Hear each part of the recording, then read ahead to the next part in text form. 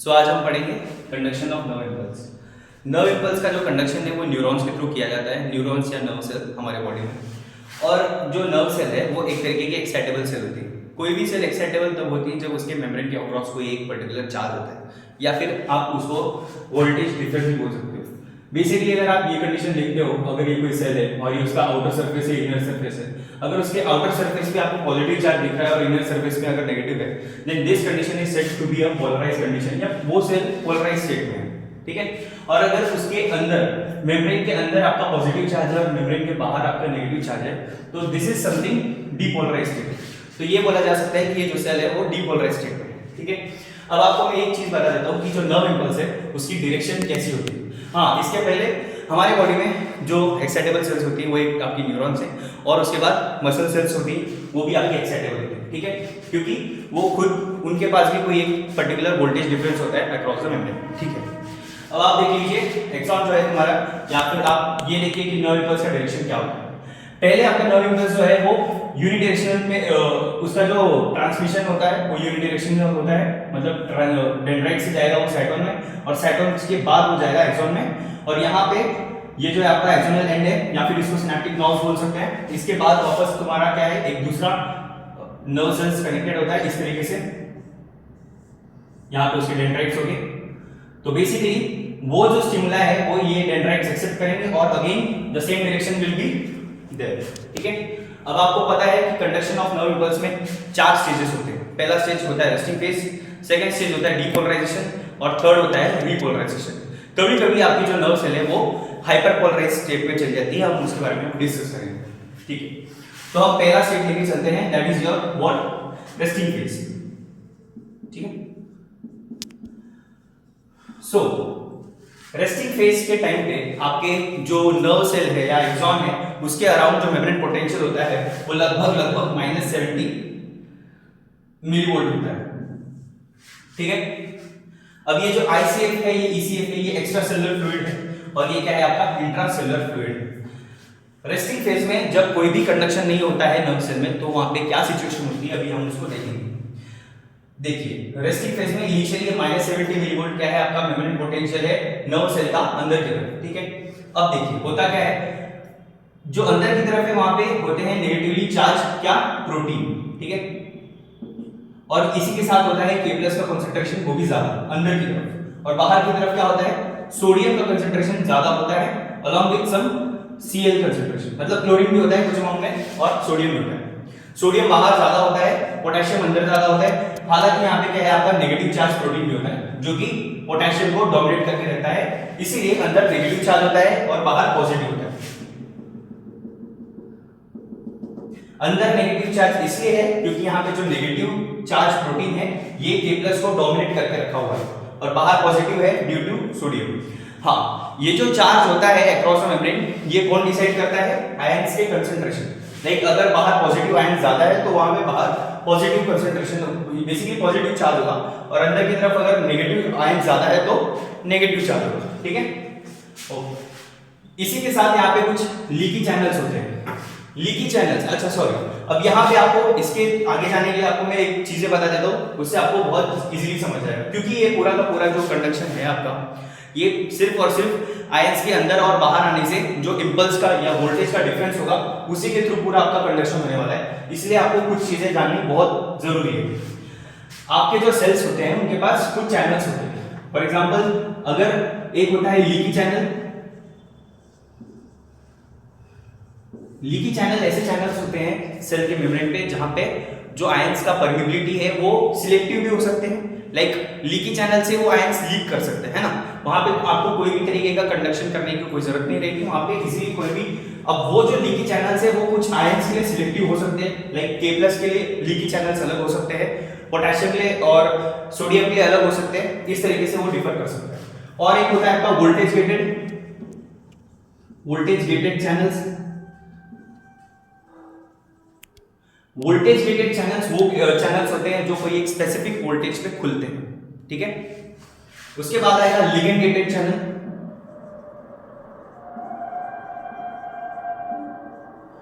Ligand gated channel तब खुलते हैं जब कोई एक पर्टिकुलर लिगेंड जाके उस रिसेप्टर पे बाइंड करेगा एंड देन वो चैनल जो है वो खुल जाएगा, ठीक है। और ये जितने भी चैनल्स हैं वो हर आयंस के लिए सिलेक्टिव होते हैं, ठीक है। लाइक पोटेशियम का वोल्टेज गेटेड अलग होगा, सोडियम का वोल्टेज गेटेड चैनल अलग होगा, है ना। Same goes for ligand gated channels. अब यहाँ पे रेस्टिंग फेज के टाइम पे जो लीकी चैनल्स है वो ज्यादा परमीबल होते हैं, किसके लिए, वो सबसे ज्यादा परमीबल कब होते हैं, K+ के लिए। K+ के लिए क्या होते हैं, वो ज्यादा परमीबल होते हैं देन Na+। Na+ के लिए भी परमीबल होते हैं बट बहुत less, you can say less permeable और नियरली इम्परमीबल फॉर सोडियम। सो आपका जो K+ है वो अंदर, क्योंकि K+ ज्यादा था तो अंदर से बाहर की डायरेक्शन में आपका K+ आता है और बाहर से अंदर आपका क्या आता है, सोडियम। अभी ऑब्वियस है अगर K+ के लिए ये जो लीकी चैनल्स है वो ज्यादा परमीबल है तो K+ ही ज्यादा जाएगा, और अगर सोडियम के लिए कम लेस परमीबल है तो सोडियम कम आएगा। सो ये कंडीशन कुछ हो जाती है रेस्टिंग फेज के टाइम पे ड्यू टू लीकी चैनल। अच्छा हाँ, अब ये जो पोटेंशियल डिफरेंस है या जो ये जो वोल्टेज डिफरेंस आपको दिख रहा है, अब ये क्या हो सकता है, लीकी चैनल्स के थ्रू खराब हो सकता है ना। आपके बॉडी में आयनिक ग्रेडियंट बहुत ज्यादा इंपॉर्टेंट होता है, ठीक है। सो इस पर्टिकुलर ग्रेडियंट को मेंटेन करने के लिए, ये पोटेंशियल डिफरेंस को मेंटेन करने के लिए यहाँ पे और एक चीज होती है जिसको बोलते हैं एनिकेट पंप या फिर सोडियम पोटेशियम पंप। अब यहाँ होता क्या है, ये एक तरीके का एक्टिव ट्रांसपोर्ट का पार्ट है, ठीक है। और ये काम कैसे करता है, ये काम करता है against the gradient, against the gradient, ठीक है। इसका मतलब क्या होगा, ये 2K+ को अंदर डालेगा, 2K+ को कितना, 2K+ को, है ना, 2K+ को उसने अंदर भेजा और अंदर से 3 सोडियम को बाहर उसने निकाल दिया। देखिए K+ ऑलरेडी अंदर ज्यादा था, स्टिल Na के पंप ने उसको अंदर की तरफ डाला, that is against the gradient, ठीक है। तो इस तरीके से वो क्या है, इस पर्टिकुलर वोल्टेज डिफरेंस को मेंटेन कर सकता है। और कौन करता है रेस्टिंग फेज में काम, Na के पंप, ठीक है। अब इसके बाद हम जाएंगे सेकंड फेज में, दैट इज योर, हाँ, और ये पूरी कंडीशन के टाइम पे आपका जो मेम्ब्रेन पोटेंशियल है वो लगभग -70 मिलीवोल्ट है ड्यूरिंग योर रेस्टिंग फेज। अब आप सेकंड देखेंगे हम, दैट इज योर डीपोलराइजेशन।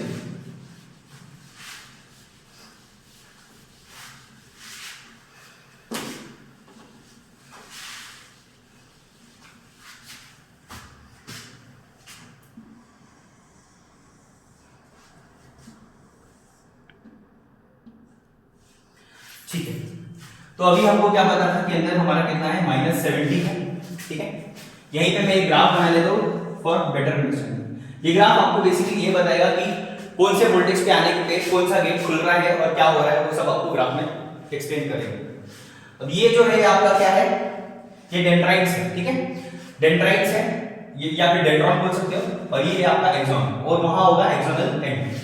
देखिए अब कंसीडर करो कि यहां से कोई एक स्टिमुलस आया है, या फिर आप ये समझो कि कोई एक पर्टिकुलर न्यूरोट्रांसमीटर आया है। टू बी स्पेसिफिक अगर मैं बताऊं तो ये एक न्यूरोट्रांसमीटर यहाँ पे आता है। यहाँ पे एक ऐसा चैनल होता है, ये चैनल जो होता है बेटा, ये होता है लिगेंड गेटेड चैनल, ठीक है। यहाँ पे एक न्यूरोट्रांसमीटर आएगा ऐसा, और वो बाइंड करेगा इस चैनल पे, और ये बेसिकली जो लिगेंड गेटेड चैनल है किसका है, ये लिगेंड गेटेड चैनल है सोडियम का, ठीक है।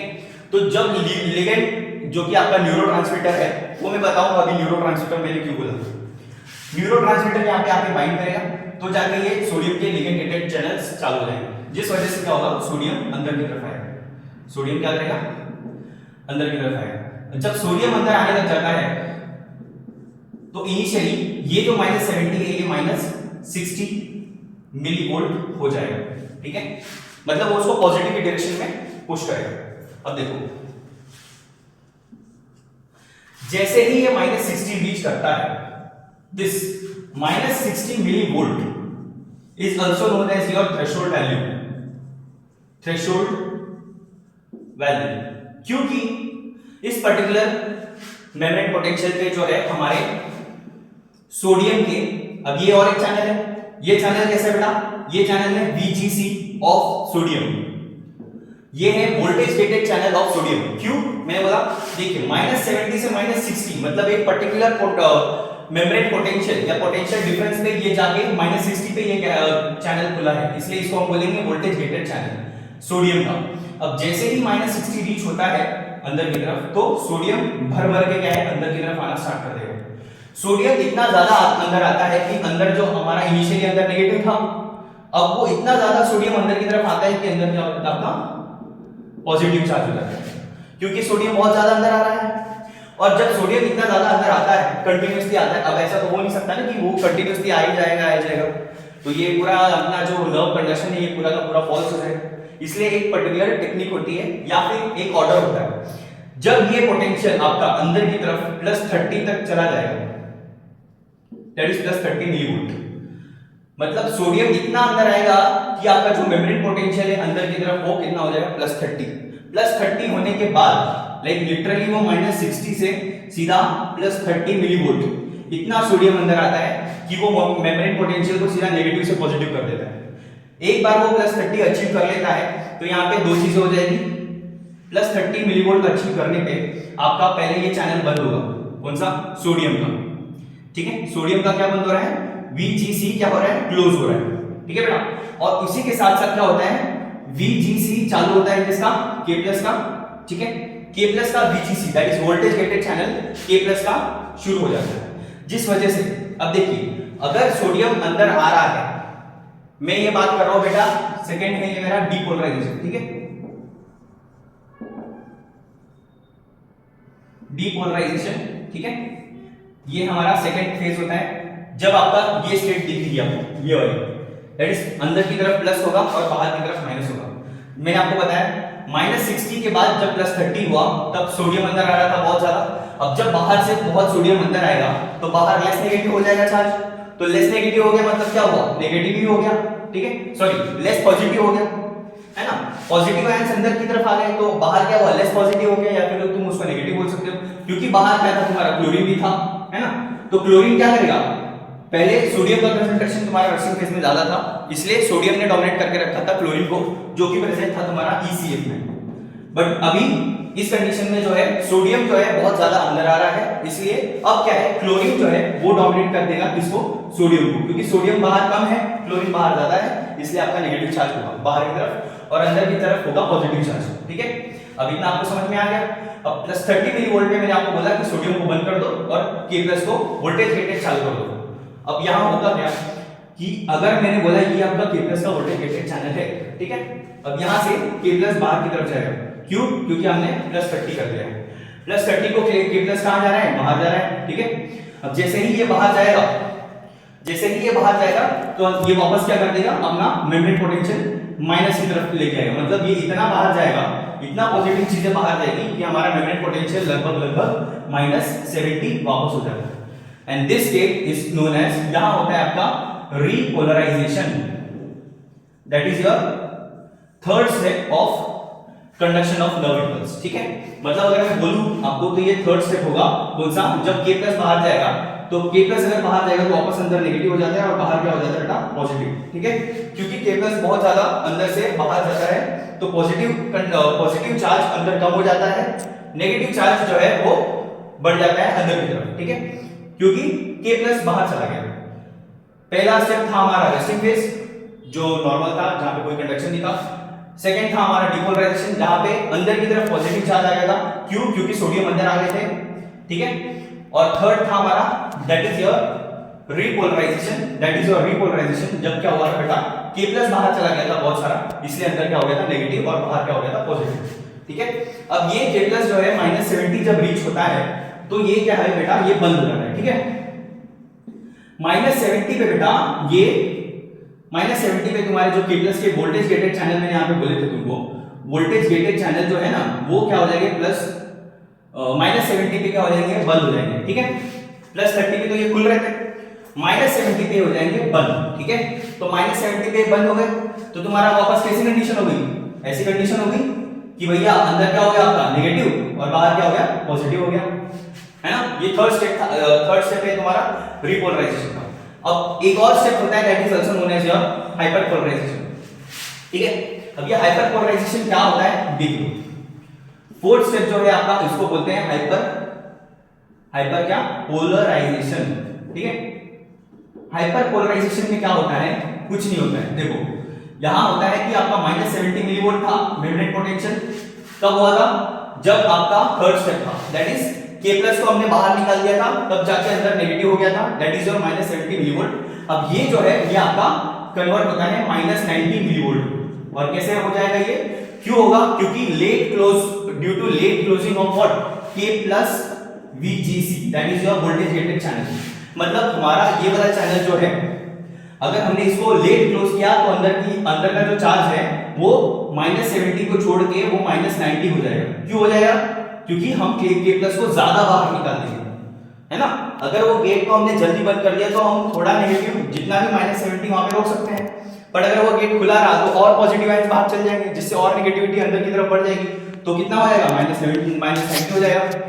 ये कंडीशन कभी-कभी हो जाती है आपकी नर्व सेल्स में, इसी को हम बोलते हैं hyperpolarisation, that is your fourth step. ठीक है, कभी-कभी होता है ये ड्यू टू लेट क्लोजिंग। ठीक है बेटा, late closing of what, late closing of K plus VGC, that is voltage gated channel जो है आपका K प्लस का, अगर वो लेट क्लोज हो रहा है तो वहां पे क्या हो जाएगा, तुम्हारा हाइपरपोलराइजेशन हो जाएगा। अगेन ये जो है -90 को वापस -70 में कन्वर्ट किया जाता है। कैसे कन्वर्ट करेंगे बेटा, क्योंकि -70 में तुम्हारा रेस्टिंग फेज था, है ना। तुम्हारा जो सेल है, नर्व सेल है, वो नॉर्मली जो है वो -70 उसका मेम्ब्रेन पोटेंशियल था। इसको किया जाता है with help of what, Na के पंप।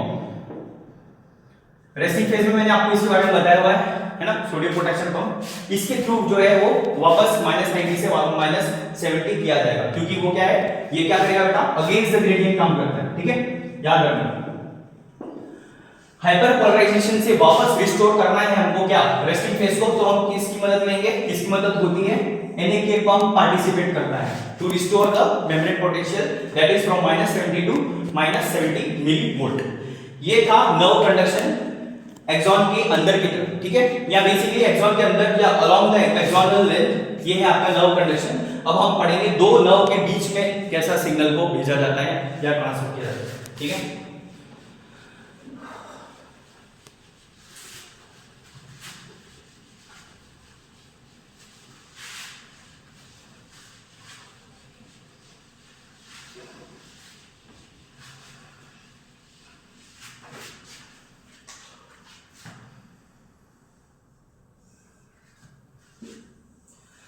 देखिए आपको बहुत अच्छे से स्ट्रक्चर पता है नर्व सेल का, कि वहां पे पहले तो क्या हो गए, डेंड्राइट्स होते हैं, है ना। या फिर अगर आप ये बोलो कि सर ये आपका क्या है, साइटोन है, तो एक प्रोसेस इधर होती है जो कि ब्रांच प्रोसेस होती है ना बेटा, हाँ, और एक प्रोसेस यहाँ होती है जो कि अनब्रांच होती है, जिसको तुमने क्या बोल दिया, एक्सॉन हो गया। ये क्या हो गई, साइटोन हो गई, और ये क्या है, डेंड्राइट्स। ठीक है, तो दो प्रोसेस है तुम्हारे। ठीक है, एक ब्रांच प्रोसेस है और एक अनब्रांच प्रोसेस है। ये एक्सॉन है, और यहाँ पे तुम्हारा क्या होता है, लास्ट में सिनेप्टिक क्या होते हैं, नॉब, जिसमें क्या भरे होते हैं, सिनेप्टिक वेसिकल्स होते हैं बेटा। यहाँ पे आप देख सकते हो एक्सॉन के बाद क्या बना के रखा है मैंने, बल्ब लाइक स्ट्रक्चर दिख रहा है तुमको, ये होता है सिनेप्टिक नॉब, और इसके अंदर क्या है बेटा, सिनेप्टिक वेसिकल्स है, जिसके अंदर ये ब्लू मैंने क्या भर के रखा है, न्यूरोट्रांसमीटर। ठीक है, मेजरली तुम्हारा एसिटाइलकोलिन जो है वो न्यूरोट्रांसमीटर होता है, बट हमेशा हमें एसिटाइलकोलिन बोलना, स्पेसिफिकली एसिटाइलकोलिन नहीं बोलना चाहिए, न्यूरोट्रांसमीटर वर्ड यूज करना चाहिए। क्यों, वो मैं आपको बताऊंगा। देखो, ठीक है, समझ लो ये एक नर्व है और ये दूसरा नर्व सेल। ठीक है, नर्व सेल है और ये दूसरा नर्व सेल है। अब देखो, ये जो है ये नर्व सेल का एंड है। एंड मतलब मैं बोलूं तो ये क्या हो गया, आपका सिनेप्टिक नॉब हो गया। यहाँ पे क्या होगा बेटा, यहाँ पे होता है आपका क्या, ये सिनेप्टिक वेसिकल्स है, जिसके अंदर मैंने क्या बोला था, क्या होगा, न्यूरोट्रांसमीटर होगा। ठीक है, तो ये जो है दो नर्व्स है ना, दो नर्व्स के बीच के गैप को हम, या फिर ये जंक्शन जहां पे दो नर्व मिलती है, इस जंक्शन को हम बोलते हैं सिनेप्स। एक ऐसी एरिया जहां पे दो नर्व्स मिलते हैं, ठीक है, उसको हम बोलते हैं सिनेप्स। ठीक है, और इसके बीच का डिस्टेंस जो होता है बेटा, इसको हम बोलते हैं सिनेप्टिक क्लेफ्ट बोलते हैं। ठीक है, दो नर्व्स के बीच का जो गैप है उसका डिस्टेंस को सिनेप्टिक क्लेफ्ट बोलेंगे। और एक ऐसा एरिया जहां पे दो नर्व सेल मिल रही है, एक जंक्शन जहां पे वो मीट कर रही है, उसको हम बोलते हैं सिनेप्स।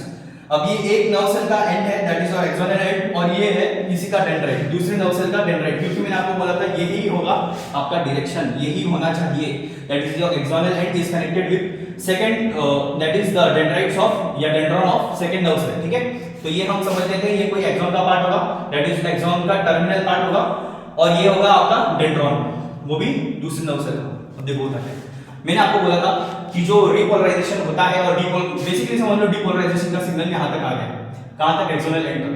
अब यहाँ पे क्या होगा, यहाँ पे कुछ होते हैं कैल्शियम के, क्या होते हैं बेटा, कैल्शियम के कुछ चैनल्स होते हैं, है ना। जब वो कैल्शियम के चैनल्स के पास पहुंचेगा आपका क्या नर्व इंपल्स, तब ये कैल्शियम के चैनल्स खुल जाते हैं और कैल्शियम अंदर की तरफ आता है। कैल्शियम जब अंदर की तरफ आता है तो ये कैल्शियम ये क्या करेगा बेटा, ये इंड्यूस करेगा exocytosis of what, synaptic vesicles. ये क्या है आपकी सिनैप्टिक वेसिकल्स है। कैल्शियम इसके सिनैप्टिक वेसिकल्स के एक्सोसाइटोसिस को ट्रिगर करता है, मतलब ये इस सिनैप्टिक वेसिकल को यहाँ पे मेम्ब्रेन के पास रिलीज करेगा और ये जो है ये इससे क्या है मेम्ब्रेन के साथ क्या होगा, फ्यूज हो जाएगा सिनैप्टिक वेसिकल और आपका जो न्यूरोट्रांसमीटर है उसको बाहर की तरफ रिलीज कर दिया जाता है। जब आपका सिग्नल कैल्शियम के वोल्टेज गेटेड चैनल के पास आएगा तो कैल्शियम अंदर की तरफ आएगा, ठीक है। कैल्शियम क्या करेगा, वापस एक्सोसाइटोसिस करेगा, किसका, सिनैप्टिक वेसिकल का। सिनैप्टिक वेसिकल जो है वो मेम्ब्रेन के पास जाके फ्यूज हो जाएगी और जहां पे आपका एसिटाइलकोलिन को बाहर की तरफ रिलीज कर दिया जाएगा। ये आपका है डेंड्रॉन है ना। फिर यहाँ पे एक साइटोन होगा और आगे एक्सॉन होगी, दूसरे नर्व सेल की। तो यहाँ पे क्या होता है बेटा, रिसेप्टर होते हैं। किसके लिए रिसेप्टर होगा सर, तो रिसेप्टर होगा तुम्हारे न्यूरोट्रांसमीटर्स के, ठीक है। तो ये न्यूरोट्रांसमीटर बेसिकली तुम्हारा यहाँ पे बाइंड करेगा और फिर यहाँ पे क्या है बेटा, तुम्हारा वापस चैनल्स खुल जाते हैं। और ये कौन से चैनल से बता सकते हो आप लोग, हमने जब डीपोलराइजेशन पढ़ा था तो मैंने बोला था ये न्यूरोट्रांसमीटर यहाँ पे बाइंड करेगा, जिसके मतलब जिसके बाइंड होने से यहाँ पे सोडियम के क्या बेटा, लिगेंड गेटेड चैनल खुलने वाले हैं, ठीक है। जो तुम्हारे चार्ज को -70 से वापस क्या करने वाले थे, -60। Again that the same process will repeat in the next neuron, समझे। ये जो न्यूरोट्रांसमीटर है वो डेंड्राइट के ऊपर एक रिसेप्टर होता है, इनका स्पेसिफिक रिसेप्टर होता है, उसके ऊपर जाके बाइंड करेंगे और उसके बाद जो है वो अंदर की तरफ मतलब बेसिकली चैनल खुलेगा और सोडियम जो है तुम्हारे वापस अंदर जाएंगे और उस मेम्ब्रेन पोटेंशियल को चेंज करेंगे और सेम प्रोसेस रिपीट होगी, ठीक है। अब क्या होगा, अगर हम चाहते हैं कि हमें अगर कोई नर्व, अब देखो बेसिकली जो इंपल्स हम पास ऑन करते हैं वो बेसिकली क्यों होता है, for the movement of voluntary muscles, या फिर आपको कोई एक्शन करना है इसलिए हम इस पर्टिकुलर इंपल्स को सीएनएस के थ्रू अपने डिफरेंट बॉडी ऑर्गन्स के पास करते हैं। पर अगर ऐसा एक सिग्नल है जिसे हमको पास नहीं करना है तो होगा क्या, तो अगर हम कंसीडर करते हैं ये एसिटाइलकोलिन है, ठीक है। अब हमको ये सिग्नल को पास ऑन नहीं करना है तो एक एंजाइम होता है जिसका नाम क्या होता है बेटा, एसिटाइल, ठीक है, एसिटाइलकोलिनेस्टरेज, ठीक है। इस तरह से एंजाइम होता है बेसिकली जो क्या करता है बेटा, एसिटाइलकोलिन को तोड़ता है दो चीजों में, एक होता है एसिटेट और एक होता है तुम्हारा कोलिन, ठीक है बेटा। एसिटेट हो गया और क्या हो गया, कोलिन हो गया, ठीक है बेटा। अब देखो एसिटाइलकोलिनेस्टरेज एक एंजाइम है जो एसिटाइलकोलिन को तोड़ देगा दो चीजों में, एसिटेट और कोलिन को। अब भैया जब ये रिसेप्टर जो है ये स्पेसिफिक है एसिटाइलकोलिन के और जब एसिटाइलकोलिन ही नहीं है हमारे पास अभी, तो फिर बाइंड क्या करेगा तुम्हारा रिसेप्टर से, और जब कुछ बाइंड ही नहीं होगा तो तुम्हारा सोडियम आयन अंदर ही नहीं जाएगा, और जब अंदर नहीं जाएगा तो तुम्हारा जो मेम्ब्रेन पोटेंशियल है वो बदलेगा ही। सो इस तरीके से तुम जो है ये नर्व सेल को या बेसिकली नर्व इंपल्स को रोक सकते हो, ठीक है। और दूसरा क्या होता है, कुछ इनहिबिटरी न्यूरोट्रांसमीटर्स होते हैं वो भी सेम काम करते हैं। जैसे इसे मैं आपको एक्सप्लेन कर देता हूं, यही सेम कंडीशन होगा और ये जो सिनैप्टिक वेसिकल है बेटा इसके अंदर आपका जो न्यूरोट्रांसमीटर था हो सकता है वो इनहिबिटरी न्यूरोट्रांसमीटर है, ठीक है। समझ लेते हैं कि ये एक तरीके का इनहिबिटरी न्यूरोट्रांसमीटर है। सो न्यूरोट्रांसमीटर दो तरीके के हो गए, एक होते हैं तुम्हारे एक्साइटेटरी, ठीक है, एक्साइटेटरी वो बोल सकते हो या एक्टिवेटिंग बोल सकते हो,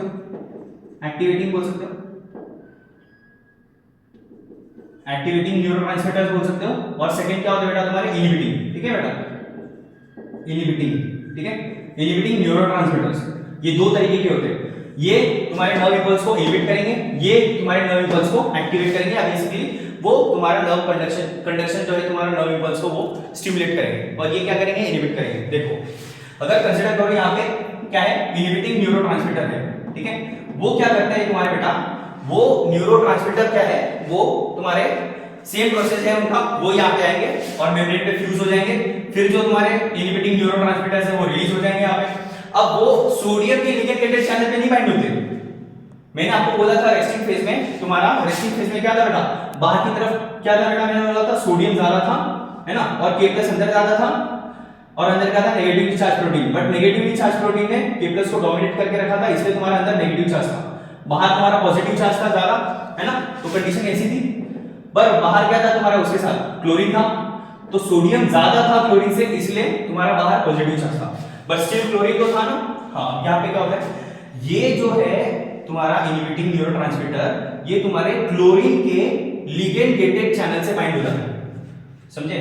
क्लोरीन के लिगेंड गेटेड चैनल से अगर ये बाइंड हो गया, क्या बाइंड हो गया, इनहिबिटिंग न्यूरोट्रांसमीटर, तो वो क्लोरीन को अंदर भेज देगा। किसको भेजेगा बेटा?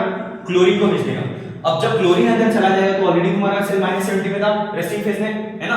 अब तुम चाह रहे थे उसको कि तुम -60 करते, अगर मैं ग्राफ बना देता बेटा ऐसा, है ना, अगर मैं ग्राफ बना देता तो -90 यहां पे ले लो, -70 यहां पे ले लो, उसके बाद तुम 0 ले लो और +30 ले लेते, ठीक है। ये क्या है तुम्हारे मिलीवोल्ट, ठीक है। तो इनिशियली तुम्हारा -70 से, अब यहां पे -60 ले लेते, तो -70 से पहले -60 हुआ था, ठीक है। ये हुआ था तुम्हारा -60 डिपोलराइजेशन के टाइम पे, और फिर क्या है -60 पे क्या हुआ था तुम्हारा, -60 पे तुम्हारे सोडियम के वोल्टेज गेटेड चैनल खुल गए थे, तो यहीं पे तुम्हारा ये थ्रेशोल्ड वैल्यू होगी। अब ये सीधा कहां तक जाता है, +30 तक जा गया था ना, तो सोडियम ने +30 तक लेके गया था। अब यहाँ पे +30 पे मैंने बोला था आपको कि +30 पे तुम्हारे सोडियम के चैनल जो है वोल्टेज गेटेड वो बंद हो जाएंगे और पोटेशियम के वोल्टेज गेटेड चैनल खुल जाते हैं, जिस वजह से तुम्हारा जो है मेम्ब्रेन पोटेंशियल सीधा अंदर की तरफ नेगेटिव हो जाता है, क्योंकि बहुत सारा पोटेशियम अंदर से बाहर चला जाता है। तो ये क्या हो जाएगा बेटा, ये वापस क्या है तुम्हारा -70 पे आना चाहिए, बट अगर हम यहाँ पे हाइपरपोलराइजेशन भी एक्सप्लेन करें तो ये सीधा का सीधा कंसीडर कर लो 90 पे चला गया, है ना, क्योंकि हमारा जो K+ है वो लेट क्लोज हुआ, K+ के voltage gated channel late close हुए। अगेन तुमको पता है -90 से और -70 आ सकते हैं with the help of what, NA pump, ठीक है। तो ये ग्राफ है तुम्हारा। अब यहां देखो -70 से अगर -60 हो भी जाता है तो तुम्हारा डिपोलराइजेशन से चालू होता है, बट क्लोरीन अंदर गया तो -70, अब वो ऑलरेडी नेगेटिव है, ये भी नेगेटिव है, तो -70 से क्या कर देगा, और ज्यादा नेगेटिव करेगा, और अगर नेगेटिव रहेगा तो तुम्हारा कोई भी हालत में नर्व इंपल्स नहीं हो सकता या नर्व कंडक्शन नहीं हो सकता, क्योंकि कंडक्शन को तुमको, अगर तुमको कंडक्शन करना है तो तुमको डिपोलराइज स्टेट मेंटेन करनी पड़ेगी, ठीक है। अब मैं बस आपको एग्जांपल्स बता देता हूं कि इनहिबिटिंग न्यूरोट्रांसमीटर और एक्टिवेटिंग न्यूरोट्रांसमीटर्स के एग्जांपल्स क्या क्या है। देखिए इनहिबिटिंग, ठीक है, इनहिबिटिंग न्यूरो, ठीक है, न्यूरोट्रांसमीटर, और तुम्हारे समझ लो एक्साइटेटरी या एक्टिवेटिंग बोल सकते हो, एक्टिवेटिंग, ठीक है, न्यूरो ट्रांसमीटर। अब देखो इसके एग्जांपल से देखो, इनहिबिटिंग में तुम्हारे जो है, या फिर एक्साइटेटरी देखो, एक्साइटेटरी में तुम्हारा अस्पार्टेट आता है ना, अस्पार्टेट आ गया बेटा, और क्या आ गया, ग्लूटामेट आ गया, है ना, ग्लूटामेट आ गया, और क्या आ जाएगा तुम्हारा, जल्दी बोलो, एसिटाइलकोलिन आ गया, ठीक है। एसिटाइलकोलिन तुम्हारा क्या है, एक्साइटेटरी न्यूरोट्रांसमीटर। उसके बाद क्या आ गया बेटा, एपिनेफ्रिन आ गया, एपिनेफ्रिन आ गया, और लास्ट में नॉर एपिनेफ्रिन आ गया, ठीक है, एपिनेफ्रिन, ठीक है बेटा। देखो एपिनेफ्रिन और नॉर एपिनेफ्रिन को ही तुम क्या बोलते हो, एड्रेनालिन बोलते हो, और नॉर एपिनेफ्रिन को ही क्या बोलते हो, नॉर एड्रेनालिन बोलते हो। ये दोनों क्या है बेटा, कैटाकोलामाइन्स है, ये दोनों क्या है बेटा, नेगेटिव चार्ज अमाइनो एसिड है, ठीक है। तो बेसिकली तुम्हारे जो भी न्यूरोट्रांसमीटर्स है वो ये सब हो सकते हैं, इसलिए कभी भी हम एसिटाइलकोलिन को, बेसिकली मेजरली तुम्हारा एसिटाइलकोलिन होता है, बट ये भी तुम्हारे क्या है, एक तरीके के एक्टिवेटिंग न्यूरोट्रांसमीटर है, ठीक है। अगर ये जाके किसी लिगेंड गेटेड चैनल पे बाइंड होगे तब जाके तुम्हारा जो है वो कंडक्शन जो है वो कंटिन्यू होगा, ठीक है। बट अगर गलती से ये वाले जो है इनहिबिटरी न्यूरोट्रांसमीटर है वो अगर जाके उनका एक्सोसाइटोसिस होके अगर दूसरे नर्व सेल में गया तो क्या हो जाएगा, तुम्हारा नर्व इंपल्स रुक जाएगा। तो कैसे होने चाहिए तुम्हारे न्यूरोट्रांसमीटर इनहिबिटिंग वाले, एग्जांपल तुम्हारा है GABA, that is your gamma amino butyric acid, ठीक है। उसके बाद आ जाता है तुम्हारा डोपामाइन, ठीक है, गाबा हो गया, डोपामाइन हो गया, ठीक है, और हो गया तुम्हारा ग्लाइसिन। ये सब जो है तुम्हारे बेसिकली इनहिबिटिंग न्यूरोट्रांसमीटर है। तो ये है हमारा पूरा कंडक्शन ऑफ नर्व इंपल्स, ठीक है। Thank you.